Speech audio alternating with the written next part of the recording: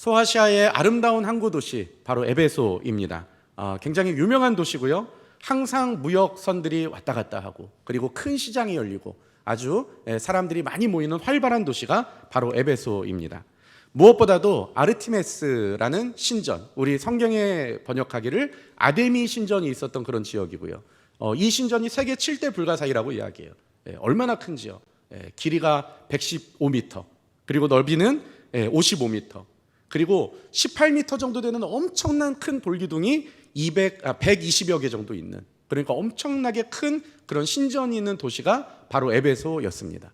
그러니까 그렇게 큰 신전이 있다라는 것은 몇 가지 우리가 가정해 볼 수 있는데요. 첫 번째는 그 도시 사람들이 그렇게 아데미 신을 열심히 섬겼다는 것, 이런 것들을 우리가 알 수 있고요. 또 하나는요, 그렇게 큰 신전을 지을 만큼 경제적으로 풍요로운 도시였다라는 것 알 수 있겠죠. 그리고 또 하나는 그렇게 큰 신전이 있다 보니까 그 신전을 통해서 먹고 사는 사람들도 아마 굉장히 많았을 것입니다. 신전의 제사장들, 그리고 관리하는 관리인들, 그리고 여러 이 신전과 관계된 업종들이 이렇게 경제를 이루고 있었던 것들을 우리가 막연하게 추측할 수가 있겠죠. 이런 에베소에 누군가가 가서 복음을 전했는데요. 그 사람이 누구냐면 바로 아볼로라는 사람이었습니다. 우리 18장 24절 한번 같이 한번 읽어보겠습니다. 자, 시작. 알렉산드리아에서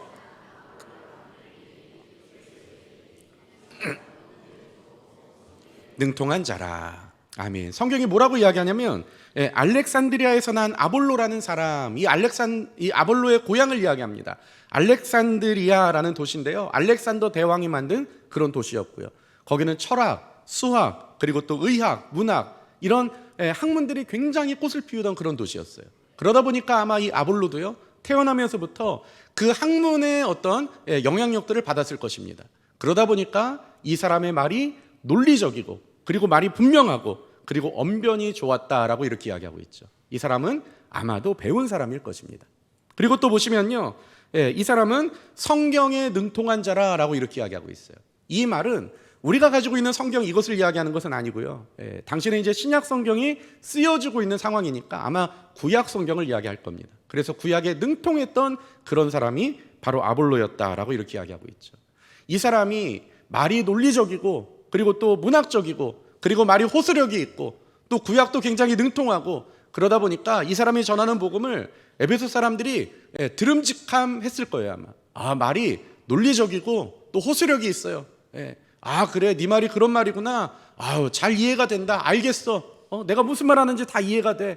아마 사람들이 금방금방 들으면서 이해하고 그 말을 굉장히 즐거워했을 것입니다. 그런데 문제는요, 이 아볼로가 전하는 이 복음에는 아주 치명적인 부족함, 약점이 하나 있었습니다. 25절 한번 같이 읽어보겠습니다. 자, 시작. 그가 일찍이 주의 도를 배워 열심으로 예수에 관한 것을 자세히 말하여 가르치나 요한의 세례만 알 따름이라. 문제는요, 이 사람이 열심히 복음을 배웠어요. 그리고 그것을 가르쳤어요. 그런데 문제는 예수 그리스도의 풍성한 그 하나님께서 하신 모든 일들을 아는 것이 아니라 어디까지만 아냐면 요한의 세례, 회개하라 천국에 가까웠느니라 이렇게 외쳤던 이 요한의 세례까지만 알았다라는 거예요. 이 사람이 전하는 복음은 무엇입니까? 회개해야 됩니다. 천국에 가까이 왔습니다. 회개하십시오. 우리가 천국 백성이 돼야 됩니다. 이게 이 사람의 복음의 핵심이었던 거예요. 여러분, 진짜 복음은 뭡니까? 진짜 복음은요, 회개하십시오, 천국에 가까웠습니다, 이것을 포함하지만 이것보다 훨씬 더 많은 개념을 가지고 있는 게 진짜 복음이에요. 우리가 회개해서 의인이 되고 하나님의 자녀가 됩니다. 거기서 끝나는 게 아니라 우리가 하나님을 아바 아버지로 부를 수 있게 되고요, 그 하나님께서 우리와 함께 하시고 우리는 그 하나님의 통치를 누리며 하나님을 아버지로 부를 수 있는 그 놀라운 삶을, 그 삶을 살아갈 수 있는 여기까지 전해야 진정한 복음이 되는데, 이 아볼로의 복음은 어떻습니까? 그가 전한 복음이 가짜는 아니에요.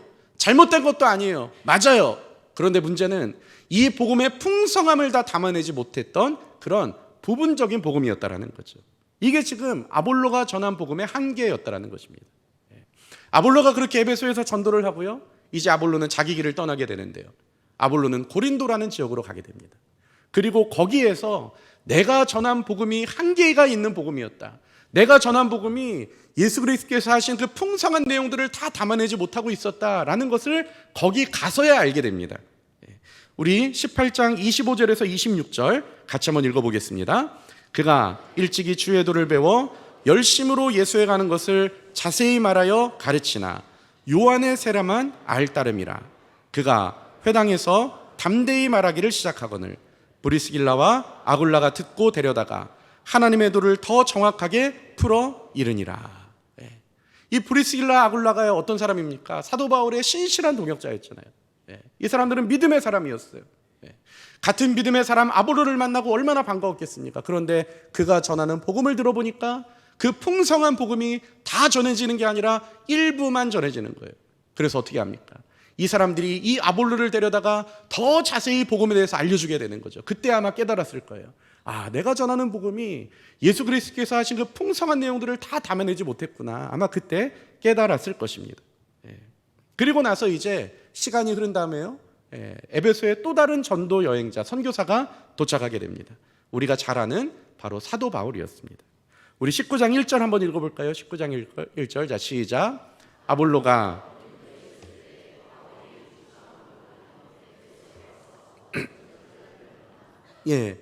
이 아볼로는요, 에베소에서 열심히 전도하고 그리고 고린도로 떠났어요. 아볼로가 고린도에 있을 때에 그때 바울은 어땠습니까? 윗지방으로 다니면서 그렇게 선교를 하다가 드디어 이 아볼로가 떠난 에베소 지역에 바울이 찾아온 거죠. 그리고 뭐라고 이야기하냐면 바울이 어떤 제자들을 만나라고 이렇게 이야기하고 있습니다. 바울이 아마 그곳에서 누군가를 만나서 같이 복음을 전했을 것 같아요. 그런데 복음을 전하는데요, 그 제자들과 서로 이야기를 해보는데, 이 어떤 제자들과 이야기를 해보는데요, 믿음에 관해서, 예수 그리스도에 관해서 막 이렇게 이야기를 하는데 뭔가 아는 것 같기는 한데 바울이 전하는 복음과 괴리감이 있는 거예요. 뭔가 부족한 것 같아요. 믿음에 대해서 막 이야기를 하는데 우리 이야기 사이에 뭔가 어색함이 있는 것 같아요. 그래서 어떻게 합니까? 19장 2절 이르되 너희가 믿을 때 성령을 받았느냐? 바울이 물어보는 거예요. 너희들 믿는다고? 아, 그럼요, 저희들 믿지요. 그래? 복음을 들었단 말이지. 그럼요, 저희가 복음을 들었습니다. 저희는 믿습니다. 하나님을 믿는 사람들입니다. 이야기하는 거예요. 그런데 뭔가 말이 달라요. 그래서 바울이 물어봅니다. 너희들 성령을 받았느냐? 물어봐요. 그랬더니 이 사람들이 뭐라 그럽니까? 아니요, 우리는 성령을 받지 못했어요. 그런데 성령이 도대체 뭡니까? 성령의 계심도 듣지 못하였노라 라고 이렇게 바울에게 이야기하는 거죠.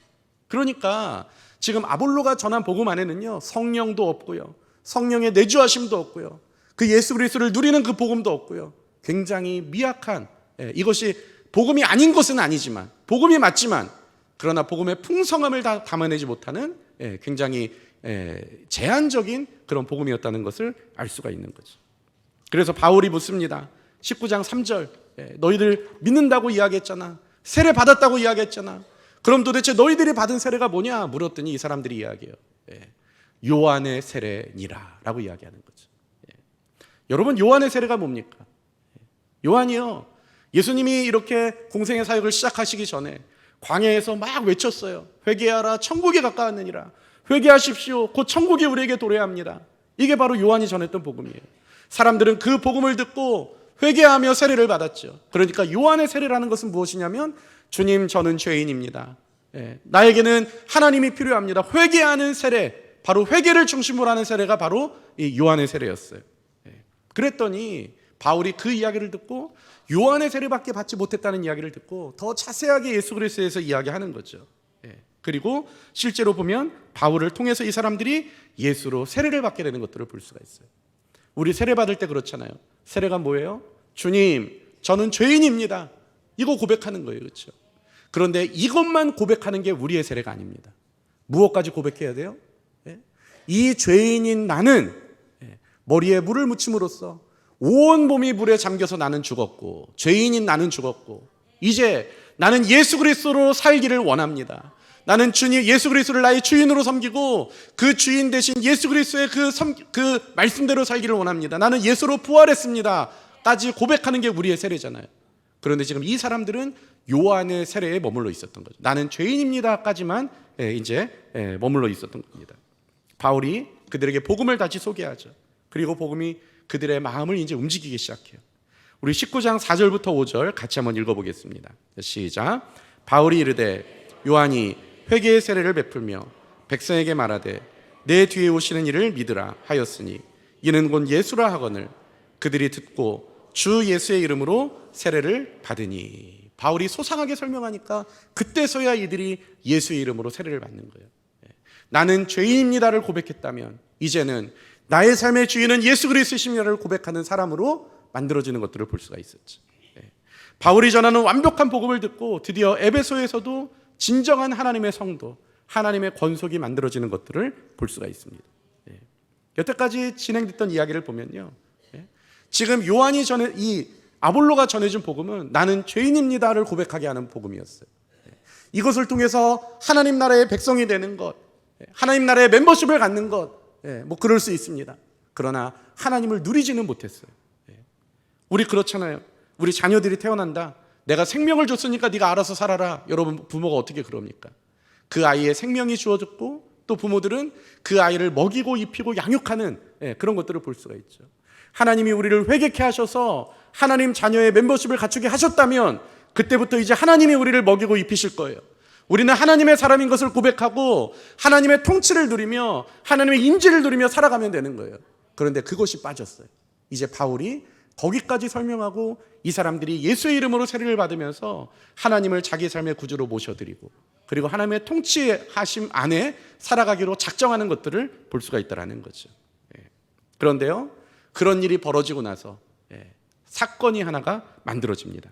19장 23절 같이 한번 읽어보겠습니다. 자, 시작. 말미암아 적지 않은 소동이 있었으니. 어떤 일이 벌어집니까?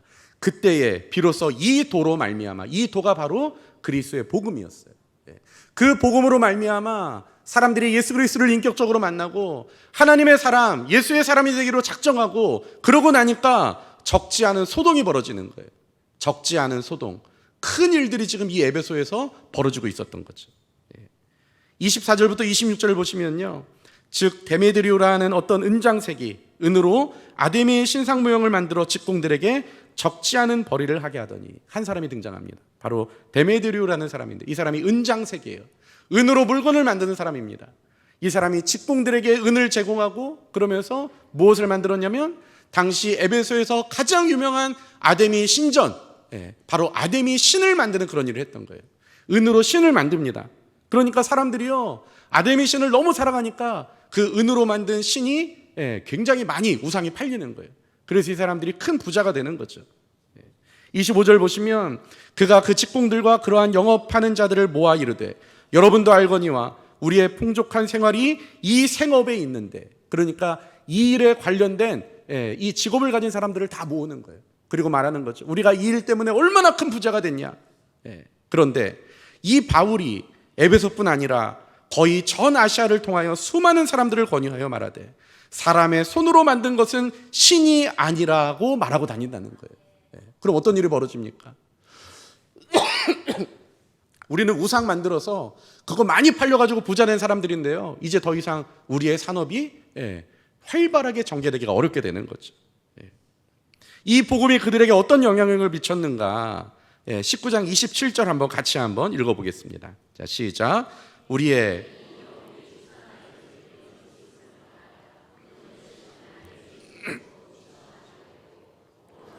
천하가 위하는 그의 위엄도 떨어질까 하노라 하더라. 이야기하는 거예요. 우리의 이 영업이 천하여질 거다. 무슨 얘기입니까? 더 이상 우리가 돈벌이가 안 될 거다, 이 일이. 그리고 큰 여신 아데미도 무시를 당하게 될 거다, 이제. 그리고 온 아시아에서, 온 이 소아시아에서 우리가 섬기는 이 신의 위엄이 굉장히 떨어지게 될 거다. 사람들을 지금 충동시키는 거예요. 그러니까 사람들이 이제 반응을 합니다. 28절. 그들이 이 말을 듣고 분노가 가득하여 외쳐 이르되 크다 에베소 사람의 아데미여 하니, 사람들이 막 소리를 지르는 거죠. 아데미 여신이여, 아데미 여신이여, 어찌 이런 일을 가만히 계십니까? 에베소 사람들아, 우리가 섬겼던 아데미 신을 우리가 지켜야 된다. 사람들이 막 큰 소리를 지르면서 막 소요가 나기 시작하는 거예요. 그런데 한번 생각해 보세요. 왜 이런 일들이 벌어졌습니까? 이 일의 원인은 도대체 무엇이었습니까? 가만히 보면요, 아볼로가 복음을 전했을 때는 이런 일이 있지 않았어요. 아볼로가 복음을 전했을 때는요, 그냥 회개하고 천국 티켓을 쥐어주는 정도, 회개하고 그냥 하나님 나라의 멤버십을 갖추는 정도, 그 정도의 복음에서는요 이런 일이 벌어지지 않았어요. 그런데 언제 이 일이 벌어졌습니까? 내가 하나님의 백성이라는 것을 내가 인지하고, 그리고 하나님의 백성은 어떻게 살아가야 되는 건지 내가 스스로 알게 되고, 예수 그리스도의 통치를 누리면서 그 풍성한 긍휼과 은혜를 내가 누리며 살아가며 내 머리부터 발끝까지 나는 하나님의 사람이라는 정체성을 가지고 살아가는 사람들이 만들어지자 이런 일들이 지금 벌어졌다라는 거죠. 여러분, 이게 무슨 말입니까? 예수 그리스도가 나의 삶의 구주요, 나의 모든 것이요, 내가 살아가는 삶의 이유이며 나는 하나님의 뜻대로 살아가겠다고 작정하는 사람들에 의해서 여러분 이런 일들이 벌어졌다라는 거예요. 그게 아니라 하나님, 나는 그냥 좀 내비두세요. 일주일에 한 번씩 교회 나와서 내가 교회의 멤버십만큼은 내가 지키겠습니다. 그리고 나는 세상에 가서 내가 원하는 대로 살 거예요. 그렇지만 내가 일주일에 한 번씩 교회 가니까 나는 교회 멤버십이 있고 천국 백성의 멤버십이 있으니까 나는 그걸로 족합니다. 뭐 면류관을 주신다고요? 상급을 주신다고요? 저는 거기까지는 관심이 없습니다. 나는 그냥 천국만 가면 됩니다. 그리고 나는 내 마음대로 그냥 내가 내 삶의 주인이 되어서 그렇게 살아가겠습니다 라고 생각하는 사람들에게서는 아무 일도 일어나지 않습니다. 왜 그렇습니까? 세상과 적당히 타협하며 살아갈 수 있거든요. 이런 사람들은 세상과 적당하게 양보하며 살아갈 수 있거든요. 그런데요, 진짜 믿음의 사람은 어떻습니까? 머리부터 발끝까지 나는 온전히 하나님의 백성입니다. 나는 하나님의 말씀대로 살겠습니다. 그 말씀이 나의 사상이며 인격입니다. 이렇게 마음 먹고 살아가는 사람들은요, 세상의 논리대로 살아갈 수가 없는 거예요. 이 사람들은 하나님의 말씀을 쫓아 살아가게 됩니다. 그러니까 세상의 논리와 어떤 면에서는 충돌이 벌어지는 경우들이 있을 수 있다는 거예요. 성경이 지금 그걸 이야기하는 거죠. 여러분, 우리가 하나님을 섬긴다는 것은, 하나님이 주신 그 복음을 진짜 누린다는 것은요, 하나님의 통치를 받는 새로운 삶을 우리에게 요구받는 거예요. 그냥 적당하게 하나님 천국만 들어갈 정도만, 그냥 그 정도만 하겠습니다. 그리고 세상은 내 마음대로 살겠습니다. 이 정도는 진정한 복음이 아닐 수 있다는 거죠. 사람들은 그런 생각을 해요. 그냥 일주일에 한 번씩 교회 와서 그동안 지은 지 한번 회개하고, 그리고 예배당 나가서 내가 살고 싶은 대로 열심히 또 나의 삶을 살아가면 그게 좋은 거지. 예수 믿는다고 양보하고 섬기고 낮아지고 이렇게 사는 것보다 다른 사람들 사는 것처럼 나도 똑같이 살면, 그러면서도 천국을 간다면 그게 더 수지 맞는 인생이지. 여러분, 근데 그것은요 복음이 아닐 수도 있다는 거예요. 나는 생각하는 거죠.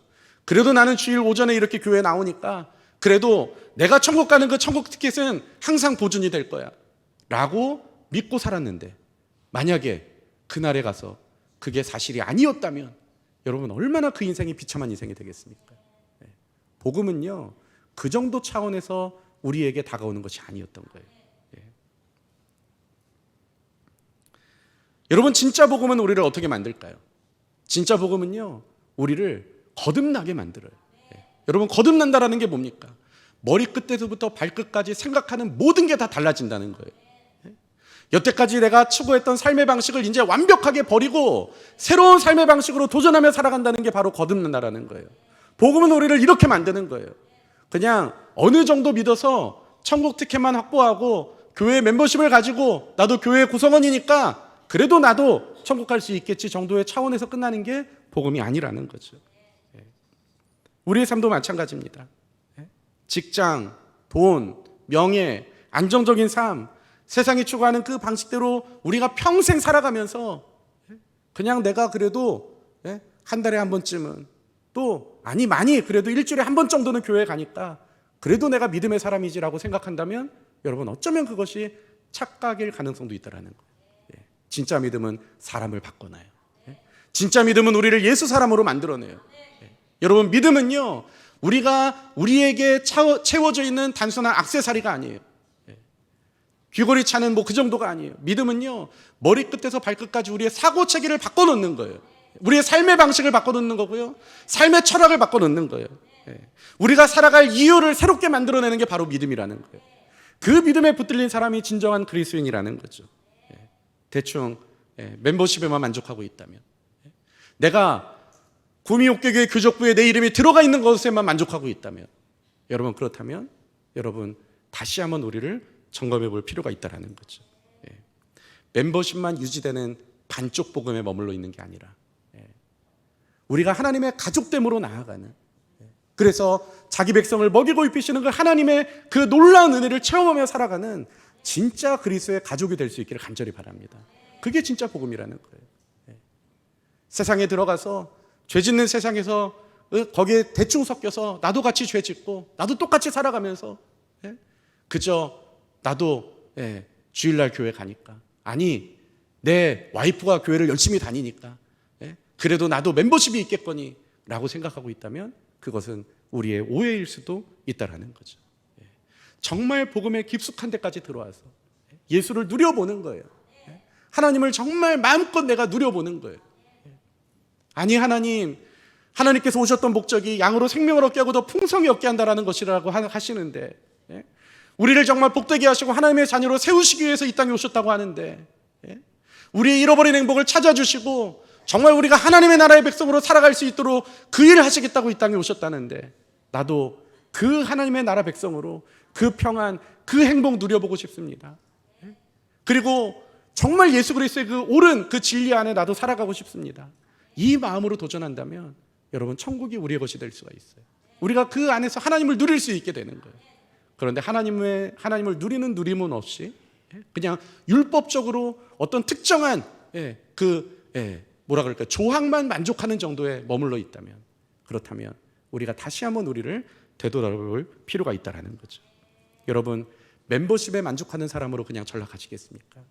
아니면 진짜 하나님의 가족이 되시겠습니까? 여러분들이 결단할 문제예요. 그래서 단지 멤버십에 만족하고 있었다면 이제 다시 한번 복음에 우리의 눈을 들어서 하나님의 가족이 되는, 그래서 그 자기 자녀를 먹이고 입히시고 책임지시는 하나님의 놀라운 손길을 경험하는 그런 귀한 믿음의 권속들이 될 수 있기를 간절히 바랍니다.